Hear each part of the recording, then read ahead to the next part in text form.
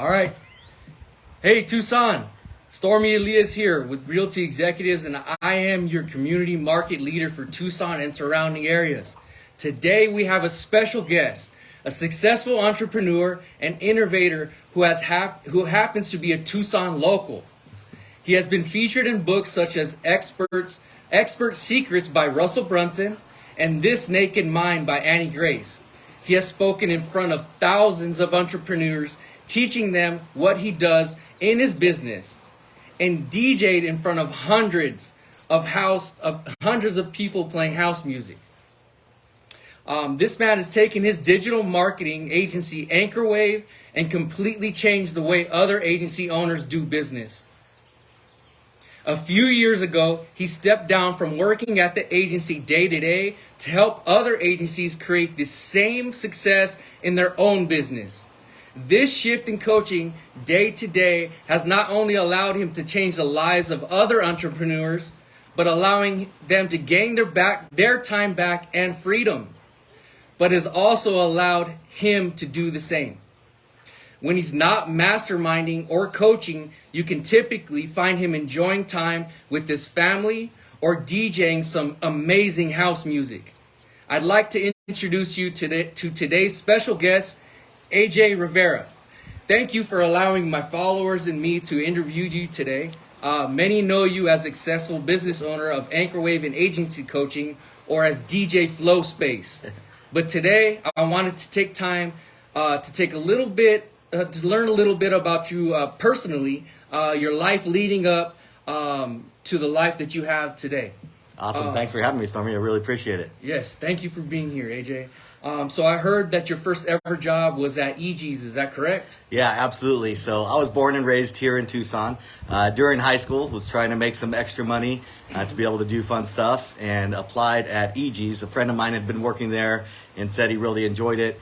And so that's where I got my first job, right there on Valencia and 12th, and then moved over to Irvington and Campbell. Right on. So you worked at a couple of different EGs. I did. Could you tell us while you worked there, did you happen to have a favorite flavor EGs? Definitely. Mine would probably be piña. Piña would be my favorite. Right on. Mm-hmm. And your time at EG's, you were selling stuff. So, like, how did you like that job?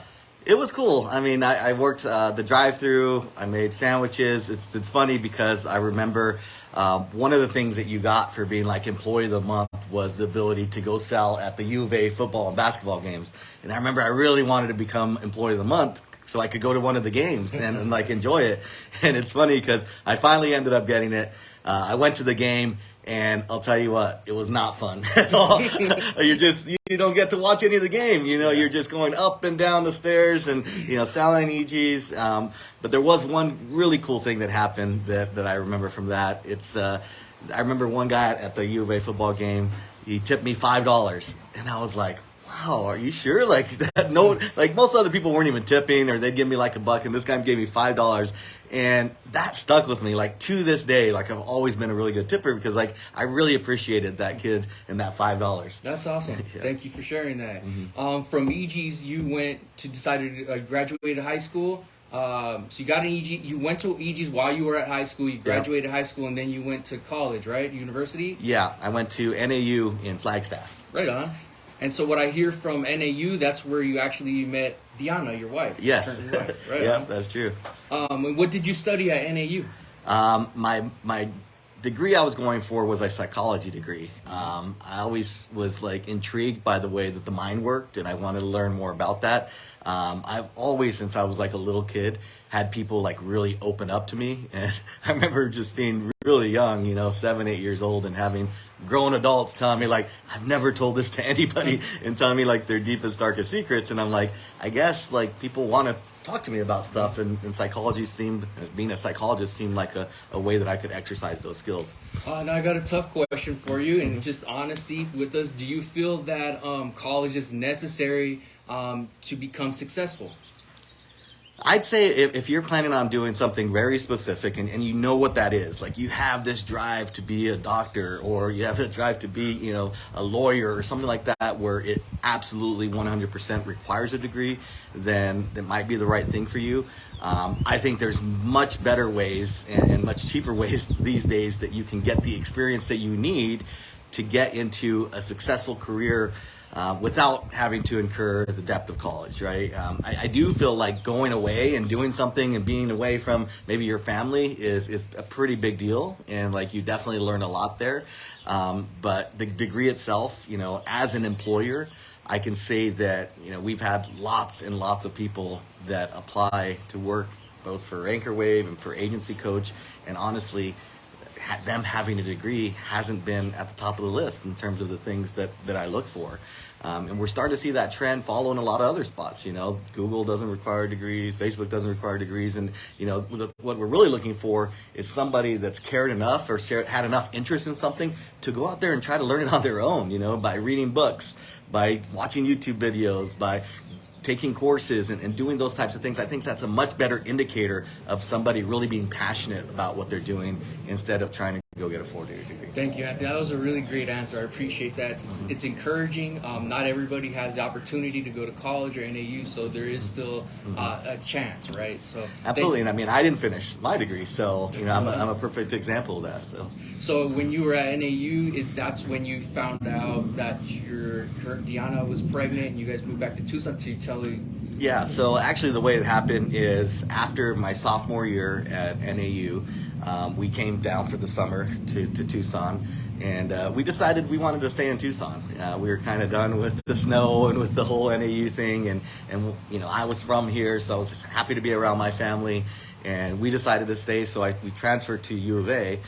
It wasn't shortly after that, though, that Deanna got pregnant, and we were on our own. I always took care of her and my family, and ended up having to get a job, then ended up having to get a second job, and I actually got to the point where I had 3 jobs. Deanna had a very difficult pregnancy.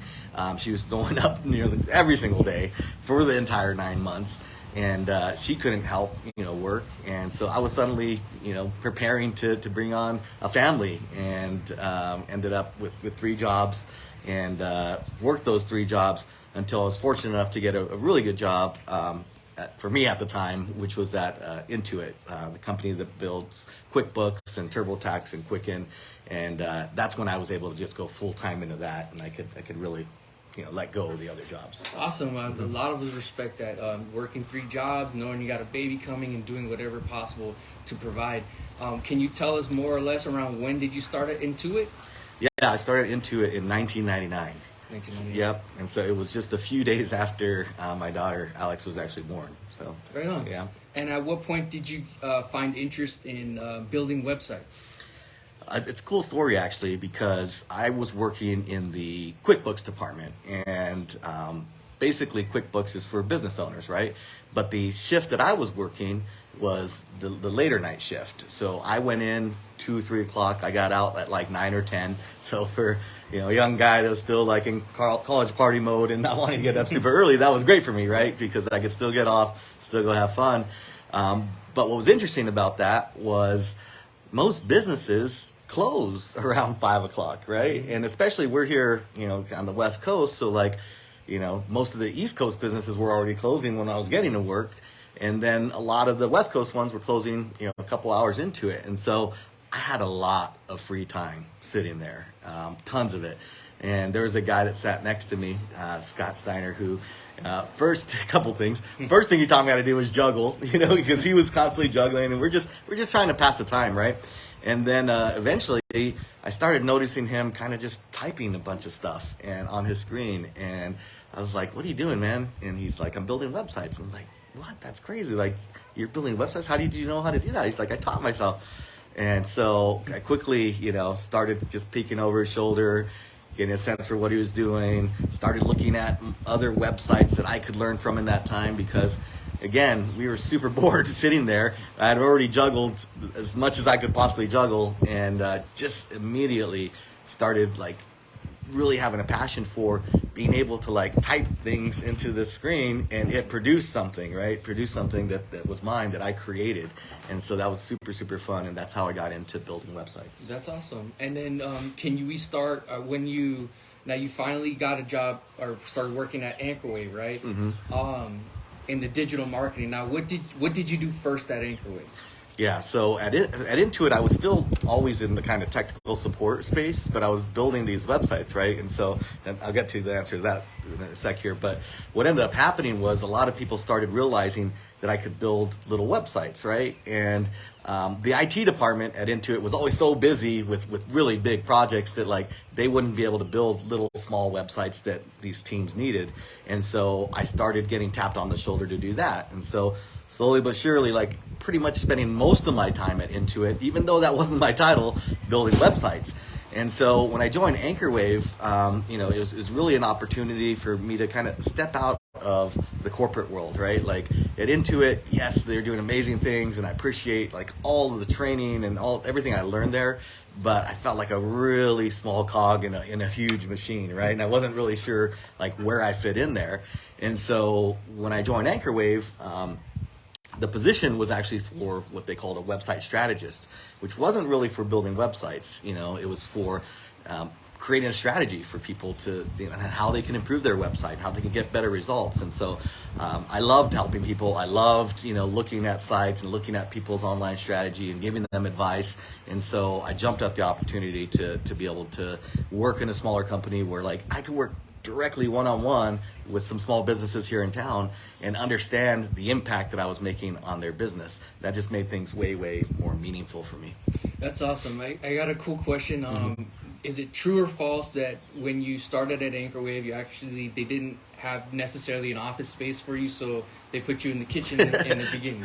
Yeah, there was like this little walled off area in the office, which was like the makeshift kitchen and fridge and microwave area and whatnot. And just across from that was like this other like storage space. And so because like I was on the phones more than most of the rest of the team talking to, clients about their strategy, they put me behind that wall because I was probably because I was really noisy out there bothering the coders and designers and whatnot. But yeah, they kind of stuck me in the corner there. So, right on. Yeah. We appreciate that. And so tell us more or less how you became the co-owner of Anchorwave, starting from, the kitchen, man, and to being a co-owner, please. Yeah, I was very, very fortunate to have found Mike Schmidt, my business partner, and Anchorwave. Mike had done an amazing job of building Anchorwave to what it was in the 5 years before I got there. Mike built websites straight out of college. He decided he was just going to keep building websites. And so he had never worked anywhere else. He had a couple jobs, but I think he worked at a nursing home in the kitchen or something like that. Nothing where he really learned how to run a business, yet he had gotten this thing to get some movement. He already had a couple employees there. I think I was like the fourth or fifth employee when I started. But I'll tell you what, like I didn't realize how well Intuit had trained me about business acumen and about what I thought were pretty basic things like having meeting agendas and like how to build a culture and just how to project manage and things like that. And when I brought that into Anchorwave, Mike was blown away. He was like, wow, you know how to do this and you know how to do that and you know how to do this and you're improving this and you're improving that. And that, everywhere I looked in there, I saw opportunities to get better. And it was just from day one, really, really good, fit, Mike and I, and the way that we work with another. We complement each other really well. But I would say the other thing that I learned at Intuit and that I brought into here was, the need to balance all of the stakeholders, right? Like if you're working somewhere, a lot of times as an employee, you can get a little bit hung up on like, what's in it for me, right? When am I going to get a raise? When am I going to get promoted? When am I going to get this other benefit? And that's probably the worst way that you could go about that if you want to ever step into higher levels there or even into a co-ownership role. I always looked at how can I balance the needs of not only myself, which is obvious, but the needs of our customers and the needs of the business. And honestly, I probably leaned a little bit more on the business. I always treated it like it was my own. I always look for opportunities to make it better. I always look for opportunities to grow. And yes, I was a customer advocate. And yes, the those team types of things as well. I would say the order I was probably doing it, even though I was trying to balance, was the business, the customers, and then me. And I think that really showed a lot to Mike, that I wasn't selfish, and that I did care about the business, and I did care about our customers so much. And when you have that type of attitude, then it opens up the possibilities to be able to eventually move into a position of ownership. Thank you for that, Anthony. I mean, that's really, I think it's safe to say to just be humble, right? Appreciate where you're at, appreciate your situation, and embrace it almost, right? Absolutely. Okay, so now, how would you say it's different from how you and Mike work together now, day to day at agency coaching? The truth is, not a lot's changed, man. Mike and I, we've been really fortunate. We hear all the time, it's like a marriage, right? Like two business partners working together. We're together more so than my actual wife and his wife, right? And so in the, what's it been now? Let's see, 15 years or so we've been working together. I think maybe we've gotten one kind of fight, you know what I mean? Like at other times, it's really us playing off of one another, right? He has an idea, and I'm like, oh, what about this? And he's like, oh, that's good. What about this? And what about this? And we just keep on stacking our ideas until we get to something. Now, don't get me wrong, we definitely disagree about stuff. There's he wants to go this direction. It's really important. I want to go this direction. And a lot of times, the way we settle that is just like, how strongly do you feel about this? Because if it's I feel strongly for him, and it's okay for me, then we'll go with his idea, right? Or if I feel strongly, then we'll go with my idea. And so we kind of take turns that way. It's really pretty rare that one of us feels super strong and the other one, does as well. And so even if we had that situation, we'd probably just be like, all right, well, let's try yours first and then we'll do mine next, Yeah. And so it's that balance it's really helped us to continue to grow. I wouldn't want to run either of these businesses without Mike, and I think if you asked him, he'd probably say the same thing. Right. And now the leap from digital marketing or Anchorwave to agency coaching, how was that transition in not having any part of how Anchorwave runs now day to day? Yeah, I think if you would have told me 4 years ago that I would not be working at Anchorwave today, I would have thought you were absolutely crazy. I loved Anchorwave. I still love Anchorwave. And I just loved what I was doing there. I really enjoyed the work. I really enjoyed the people. Our team was amazing. And, while Mike and I were certainly trying to do different things and start little, departments and other businesses and whatnot, Anchorwave was still our baby. And it wasn't until COVID hit that things kind of changed. We realized when everybody had to go home and we were all doing our own thing that, we weren't necessarily getting the knocks on the door, people calling or hey, we need help with this, we need help with that. There was other leadership in the company that they were going to, and they were asking for help. And Mike and I were kind of this thing is kind of already running without us. You know what I mean? We should just make it official. We had started doing a little bit of coaching with Agency Coach. We released one course, which was to help other agencies help businesses build 5-star reviews on Google. And that course had taken off and it was doing really well, but we still had 1 foot in Anchorwave, 1 foot in Agency Coach. And while we loved what we did at Anchorwave, we were really just impacting local Tucson businesses, which is great. I love Tucson. I born and raised here, super proud of this community and the impact we've had on it.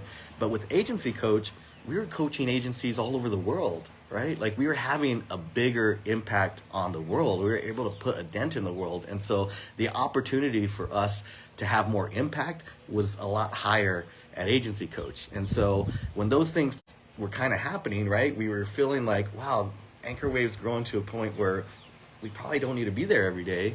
And then Agency Coach, we're getting more and more followers, more and more people into it, more and more people that want our help. The answer was pretty simple for us. Our decision was pretty simple at that point, was to step both feet into Agency Coach. Now, we had Lily Darling, who was our vice president at the time, who has stepped into the CEO role. Without her being there, we wouldn't have had the confidence to do it. But she is a total rock star and has actually been kicking butt since we've left there. We may have had too many chefs in the kitchen towards the end there, and too many people trying to make decisions. And us leaving and focusing on coaching has really allowed her to step up and shine in this role, and just be that one leader there, that people can look up to, and to foster her own leadership team that's helping her with that as well, with Jill and John and so forth. So Yeah, that's great. It's almost like you took another step forward, while it opened up opportunities for Absolutely. other people. So that's good. yeah, that was a big thing too, is that I wanted to make sure the people that had been with us for a while, they had a next step, right? They had a place to go, and us clearing the room for them to do that has allowed them to do it. And wow, they've like completely knocked it out of the park, and really stepped up in a big way, even higher than Mike and I thought was possible. That's awesome. Yeah, so that's a big part of I've learned, coming to learn, know you better and stuff like that. Like that really is your personality, man. Like you just have a giving. I know you love to give opportunity to people, right? And for people to actually take advantage Absolutely. of that opportunity. So For sure, yeah.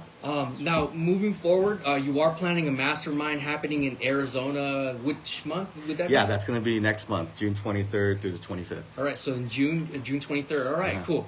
And can you tell us a little bit more about the event, and what you guys have planned for it? Yeah, so this is going to be at the Talking Stick Resort in Scottsdale, Arizona, right in our backyard here. So we have agency owners coming from all over the country to come learn, right? And so we've got some guest speakers that are going to be joining us as well. Not just guest speakers about agency, but guest speakers about personal development, about sales, about of course agency related stuff. And so it's really an opportunity for agency owners to come meet other agency owners, be able to network with people that are fighting the same fight as they are. All these people that are coming on board with us, they want what we've been able to create, right? They want a business that can run without them. They want time and financial freedom. A lot of what we say is like, when you own your agency, you own your life. And so these are my people, these are my family, these are the ones that are trying to do what we've accomplished. And this event is all about giving them the tools that they need to actually make that happen. Cool. And can you please tell us where can our followers go to purchase the tickets to this mastermind? Yeah, if you go to agencycoach.com/mmlive, you'll have all the details about everyone that's going to be there, along with the ability to purchase a ticket if you'd like to join us. Okay. Now that we've touched on your professional side, do you mind if we talk a little bit about your personal side? Yeah, go for it. All right, cool. So like I know not everybody knows, but you do DJ, right? I do. Yeah. And your name's DJ Flow Space. Yes. Now can you tell us a little bit about like when did you start DJing? I actually, same type of thing. COVID was a really big shift in my life, because it gave me a lot of time to really think about the things that I wanted to do, right? As I'm sure it did with everyone. And it forced people to make decisions that maybe they wouldn't have made otherwise.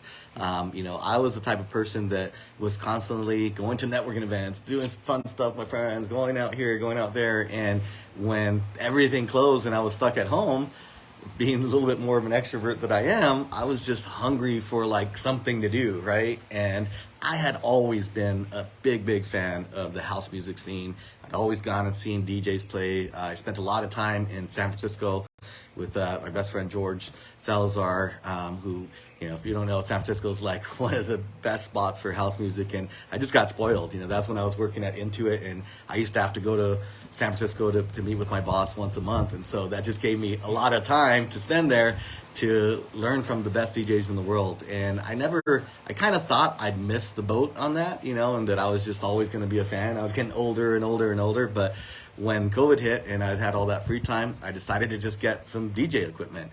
And I immediately fell in love with it. It's a huge passion of mine. I enjoy doing it.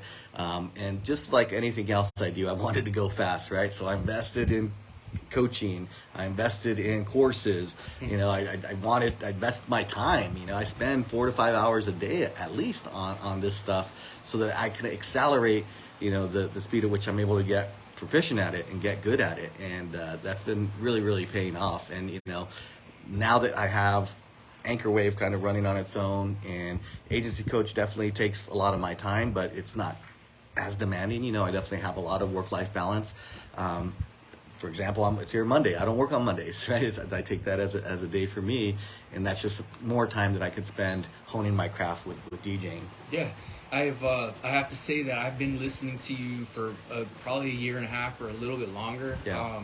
And the difference between then and now is just, it's drastic. It's crazy, yeah. The other day I couldn't stop listening. So, That's awesome. Yeah, I always tell my son, well, I mean, it's something a lot of people know. They say that if you spend 10,000 hours on something, that's what it takes to become an expert, right? And so that's what I'm chasing. I'm chasing. That's why I spend the hours each and every day, because that's the only way you can get to that level.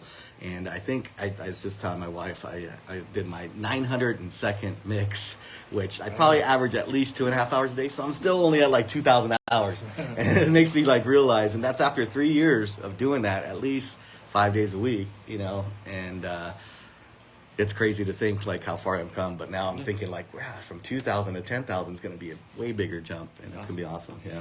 And did you ever, like when you started out DJing, did you ever think that you'd be playing for actual like people to listen? Like, it's funny because like I don't know. I thought I would just kind of do it as a hobby, and then my thought was like, you know what, like rather than retiring someday and playing golf, like if I could get good enough, maybe I could like travel around the world and DJ different spots. Like that'll be my retirement plan. How cool would that be, right?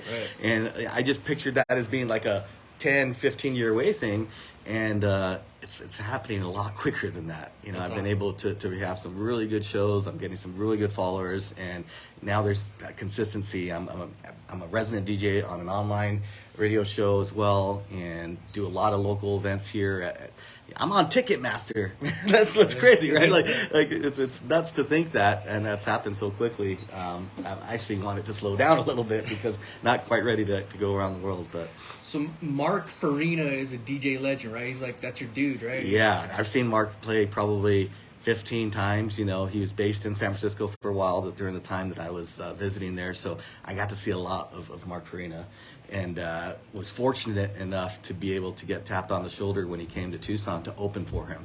And so that was just like that moment for me where I was like, man, this is like a real thing. This is like a legit thing, right? But I mean, I should know better, because I know that when I focus on something, it becomes very real, right? And I have been focusing on this and putting in the work, and I just know it's there's only one way for it to lead, right? And it's in that spot. So yeah, that's awesome. Can you please tell our followers where they can listen to you DJ? Yeah, probably the number one spot, if there's two spots. If you go to mixcloud.com/DJ Flowspace or soundcloud.com/DJ Flowspace. Okay, and then every Wednesday you have a show from 7 to 11 on Essential Clubbers Radio, right? That's correct, yep. So every Wednesday it's 7 p.m. to 11, Essential Clubbers Radio, and that's through Mixcloud as well, right? That is, yeah. Mixcloud and Twitch, they have a bunch of different spots they stream. So 2 more days, you guys. Log in, Mixcloud, Essential Clubbers Radio at 7 p.m. You can listen to DJ Flowspace. I was listening last Wednesday. I'm telling you, I couldn't stop listening. Now, before we wrap things up, I just had a few more questions about how you became the successful AJ everyone knows today. What's your morning routine like, and why? Yeah, so what I want to be my ideal morning routine really follows a book that I read a while back, and I actually got to go to the author Hal Elrod's conference, which is Miracle Morning. And so Miracle Morning is about really spending time doing a few different things. There's like, he calls it the savers. It's really just an acronym for the different things that you're going to do. So one is going to be that you're going to scribe, which means journal. A is affirmations, so you're going to go through and just like repeat some specific affirmations. V is visualization, like visualizing where you want to be and the success you're going to have. E is exercise. R is reading, and the last S is silence or meditation. And so if you can do those things in the morning, it is a total game changer. Now, I've gone through definitely some ups and downs and like how consistent I am with that, but I know for a long time I was very, very consistent with all of those things. And when you're able to get those things done in the morning before you even go into work or start your day, it's really all downhill from there. You know what I mean? And so I try to get all of those done, but I would say my top favorite ones for sure are going to be meditation, doing exercise. I love to go hiking, and then reading would probably be the ones. Sometimes the other three I'll skip on. Yeah. Now, Anthony, we're almost done. A couple more questions. Can you tell us your most productive time of day? Yeah, it's going to be right after that. Like, for sure. Like, I like to get all of my heavy thinking work and strategic work done before noon. Typically, that's when I start losing a little bit of energy, especially if I go have lunch. I don't mind having meetings in the afternoon. That's usually when I'll do that sort of thing, with meetings where maybe I need to be informed or just help to guide the conversation a little bit. But any of the really deep project work, I like to get done before noon. Okay. Now, can you please define a successful day for us?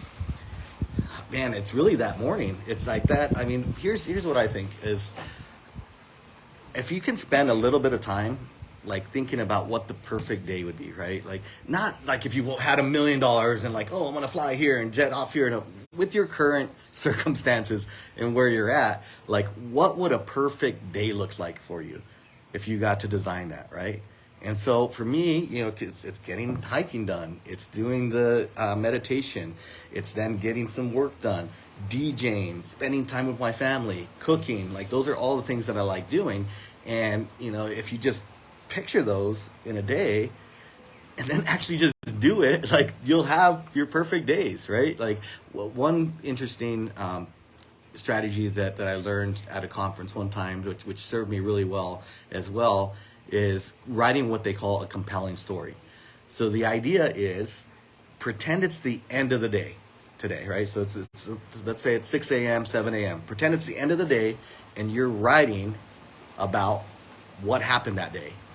And all the things that happened, and writing it in a way that you want it to actually go. So like, what I would do is I would open up my calendar, like maybe I had a sales meeting or something, or a prospect I was going to talk to, and I'd write, went into that meeting and it went so well. They were super impressed. They gave me a credit card on the spot. Then I went home. I picked up my daughter from school. We played Xbox for a little bit or whatever, then I made dinner, then I DJ'd, or, and you write in as much detail as you can how that day went.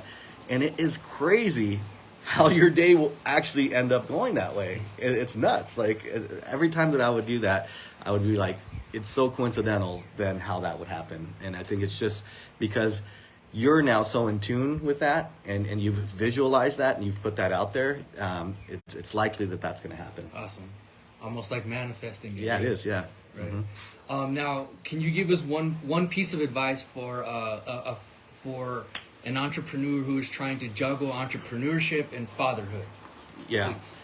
I would say you need to have the work-life balance you want now, if you want to have work-life balance in general, right? And what I mean by that is, some people think like, man, I've got to work 15, 20 hours a day, to get this thing going, and then I'll have work-life balance. But guess what? Like, if you create your business and your life that way, it's not like there's going to be this magical moment where it's like, cool, now you don't need to do that. Go spend time with your family. No, you're going to keep doing things that exact way. Now, there's some people that love that. There's some people that want to grind, and they want to, they wear that huge like badge of honor that I work 20 hours. I've never been that way. I want to get some work done, and I also want to have my personal life. I also want to have my family time. And so my businesses have been designed that way from the get-go. And then you don't need to worry about it fitting in later. You'll make it work based on the constraints that you give it. Yeah, that's a great answer. I appreciate that. Mm-hmm. Now, one last question: where can our followers find you online? So you can go to Instagram.com/ant1832. You can go to agencycoach.com. You can go to anchorwave.com. Those would probably be the best spots to learn more about me. Well, thank you, Anthony, for taking the time for letting us to interview you today. It's always a great time being able to sit down and hang out with you. I know our followers can gain so much from learning from you and your backstory. I know it goes into more detail, which really, man, people will get to know. Once they get to know you, they'll fall in love with you. Dude. I just know I appreciate that. So thank you guys for listening in. This is Stormy Elias, your community leader, wishing you a blessed week and a happy Monday. Thanks, Stormy. Thanks, Anthony.